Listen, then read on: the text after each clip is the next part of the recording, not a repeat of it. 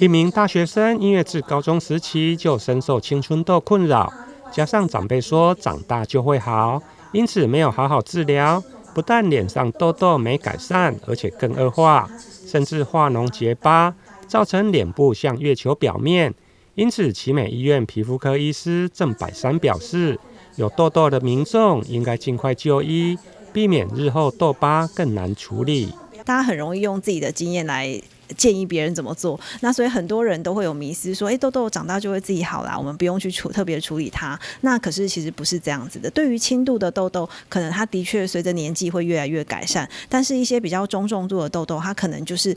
痘痘越来越严重以外呢，它就开始产生一些痘疤。那这些痘疤一旦出现之后，其实都是覆水难收，很难去挽回的。那所以一般我们都希望早期还是要先介入，让它在发炎状况先去抑制。那抑制之后，你大概就可以减少后续的痘疤。那后续的痘疤减少之后，你大概后面需要再去收拾的残局就比较少。医师表示，痘疤种类分好几种，简单区分有红痘疤、黑痘疤、凹痘疤与凸痘疤等。其中凹痘疤依据凹陷的形状不同，现在医学美容也有不同的整合性治疗。凹凸不平的痘疤大概就分作凹的或者是凸的这样子。那如果是单纯色素的话，一般我们会用皮秒雷射来做一个处理。那主要皮秒雷射呢，就是利用比较超短脉冲，然后比较长的一个能量去击碎底下的黑色素。那另外就是它可以促进伤口的一个愈合，所以基本上对于一些浅层的一些凹疤也会有改善。那至于比较深层的一个凹疤，大概我们就会用到刚刚提到的，就是二氧化碳飞梭雷射。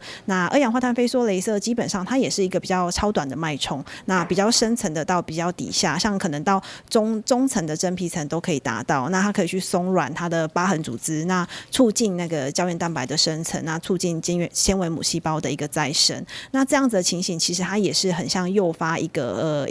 细胞我们皮肤的一个伤口修复的一个机制。所以这样子的情形，其实都可以改善痘疤的情形。医师表示，过去传统观念认为药物治疗痘痘时不能进行雷射或其他疤痕的治疗，但现在已经没有这观念，早期介入治疗才能让痘痘与痘疤获得更好控制。记者林根台南报道。